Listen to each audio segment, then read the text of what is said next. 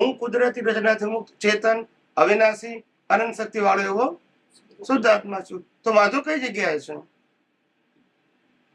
વાંધો કઈ જગ્યાએ છે? અઘરું કઈ જગ્યાએ છે?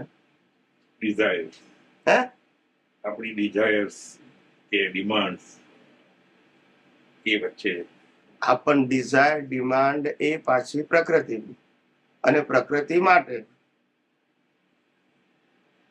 ડિઝાયર પ્રકૃતિની, અને પ્રકૃતિ એ પણ પાછો આપણો હિસ્સો નહીં.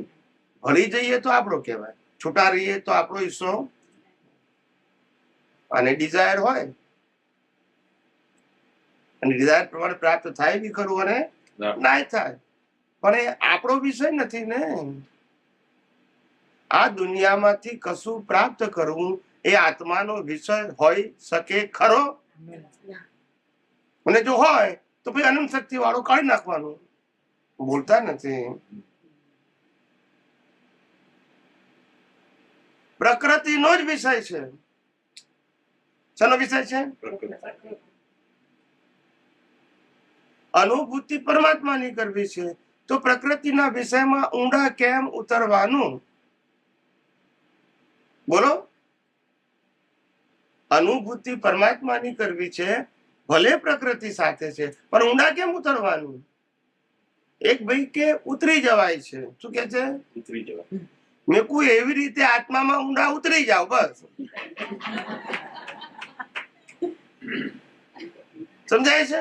ભલે પ્રકૃતિ અત્યાર સુધી આત્મા હોવા છતાં પ્રકૃતિમાં ઊંડા ઉતર્યા, હવે પ્રકૃતિ હોવા છતાં આત્મામાં ઊંડા ઉતરો. જુઓ જ ખરા. હે? કારણ કે પ્રકૃતિમાં ઊંડા ઉતરવાથી મન વચન કાયા તેની અવસ્થા બદલી શકાતી નથી. એ દાદા ભગવાન કે છે દળેલું દળે છે. શું કરે છે? જે તું દળીને આવ્યો છું કોઝ, એની ઇફેક્ટ તો કુદરત આત્મા તો ફેરથી કે છે હું દળું છું કે છે. હું વિચારું છું, મારી બુદ્ધિથી વિચારું છું, મારા અહંકારથી નિર્ણય લઉં છું. હું બોલ્યો, મેં કર્યું એટલે થયું. સમજાય છે? કેટલું અજ્ઞાન સાહેબ. પ્રકૃતિનું એક ગુણ મારામાં હોય